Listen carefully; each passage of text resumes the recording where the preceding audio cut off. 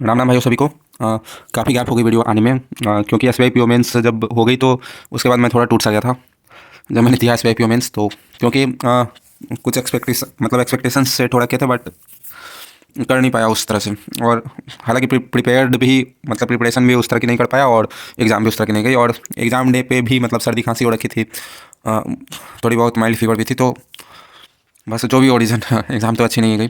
तो ये S B I clerk pre के रिगार्डिंग जो वीडियो है, 100% सिर्फ और सिर्फ मॉक टेस्ट ही अब आपका पेपर निकालेगा। प्री ऑब्वियसली मॉक टेस्ट ही निकालेगा।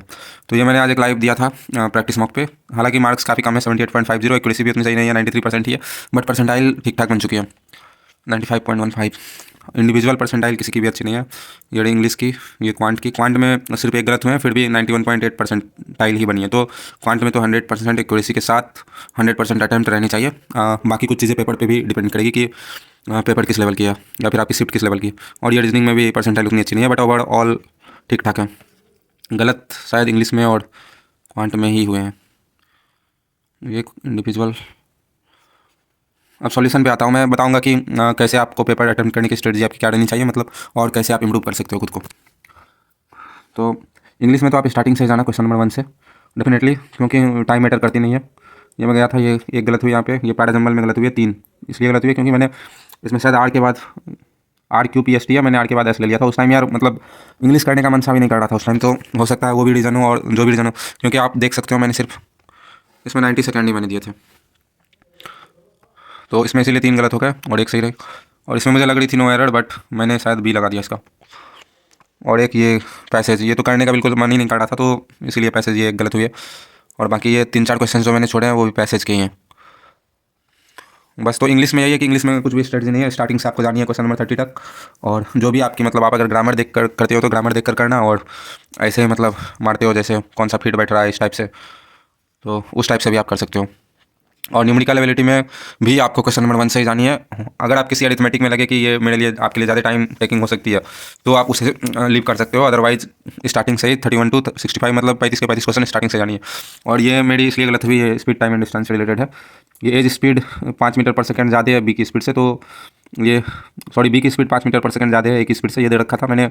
और एक बी का ही पूछा है 5 आवर्स में कितना चलेगा, मैंने वो 5 बढ़ाया नहीं, तो इसलिए 450 आ गई थी। यहाँ पे 25 + 5 किया है 30, फिर ये किलोमीटर पर आवर में चेंज किया। ये मैंने इसको 25 को किलोमीटर पर आवर में चेंज किया, तो 90 आई थी। 90 × 5 450 मार दिया था और निकल गया था। बाकी इसमें सारी सही है।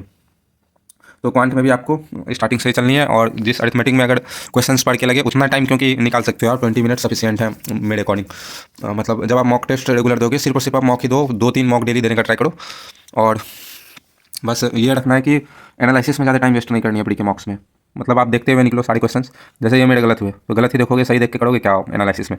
तो गलत वाले ये मैंने देखे, तो ये दिख गया कि ये +5 मैंने नहीं किया था तो इसे दोबारा से सॉल्व करने की ज़रूरत ही क्या है। तो बस देख लिया, हाँ हो जाएगा ये मेरे से, बस हो गया। उस टाइप के क्वेश्चन जो आप मतलब फिर से अगली मॉक दो और लगे कि यार ये पिछले मॉक में भी मेरे से ये गलत हुई थी और इस मॉक में भी गलत हुई है, तो फिर आप पेन पेपर उठा लो और उस क्वेश्चन को आप सॉल्व कर लो। बाकी अदरवाइज सिर्फ और सिर्फ ऊपर से देखो।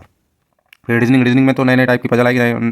रीजनिंग में मेरी एक्यूरेसी शायद 100% है, और एक ये क्वेश्चन होनी चाहिए थे, मतलब कर लेनी चाहिए थी। तो 5 और क्वेश्चंस मैं कर सकता था इसमें, जो कि मैंने नहीं करी, बट उस टाइम पे नहीं हुई, शायद कहीं पे मैं स्लो हुआ था। तो बस ये कि क्वांट और रीजनिंग में आपको ये ट्राई करनी है कि 100% आपसे सॉल्व हो जाए और 100% आपकी एक्यूरेसी रहे।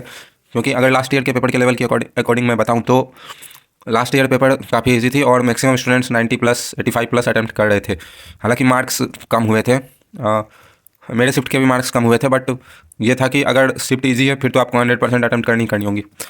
बस ये रीजनिंग में भी यही है कि सीरियल वाइज स्टार्टिंग से ही क्वेश्चन नंबर 1 से जाना है। अगर कोई पजल या फिर कुछ दिखे आपको कि हाँ ये टाइम टेकिंग हो सकती है, लेंदी है, तो उसको आप बात के लिए छोड़ सकते हो, बात में आ सकते हो उस पर। और बाकी अब मेरे अकॉर्डिंग प्रैक्टिस का कुछ भी नहीं रहा है, बस मॉक लगाओ, और जिस क्वेश्चंस में आप रेगुलर फंसते हो उन क्वेश्चंस में आप पेन और पेपर उठा लो। बाकी एनालिसिस करो देखते हुए कि हाँ ये हो जाएगा, ये हो जाएगा, ये हो जाएगा, इस टाइप से बस। और इंग्लिश भी मॉक से इंप्रूव होगी बस। अब कुछ ज़्यादा वो ग्रामर व्रामर इतने इन चक्करों में नहीं पड़ना है। तो बस यही था कि मॉक लगाने हैं 1 से 2 तो डेली। और प्लस एक बात और मैं कहना चाहूँगा यहाँ पे कि जीए मत छोड़ना। जीए अभी स्टार्टिंग से, अगर आपने टारगेट लिया है वेहिकुलर, तो जीए आप अभी से करना स्टार्ट कर दो। सितंबर, अक्टूबर, नवंबर, दिसंबर, जनवरी, फरवरी में मेंस होगी, तो सितंबर, अक्टूबर, नवंबर, दिसंबर और जनवरी, या फिर अक्टूबर, नवंबर, दिसंबर और जनवरी बहुत ही अच्छे से तो इतना जो पहले से करते हुए आ रहे हैं वो तो सितंबर करेंगे। तो बस यही है कि सितंबर टू जनवरी बिल्कुल अच्छे से कर लेनी है, और कुछ भी नहीं, बस इतना ही था कि जीए भी नहीं छोड़नी है बिल्कुल भी। और बाकी बस इतना एस वाई क्लर्क के लिए तो इतना ही काफ़ी है। मॉक डेली लगानी है प्री के लिए, प्री अब मॉक ही मतलब प्री मॉक ही डिसाइड करती है कोई भी पेपर हो, एस वाई कलर की नहीं, कोई भी हो, मतलब पीओ भी हो, कुछ भी हो।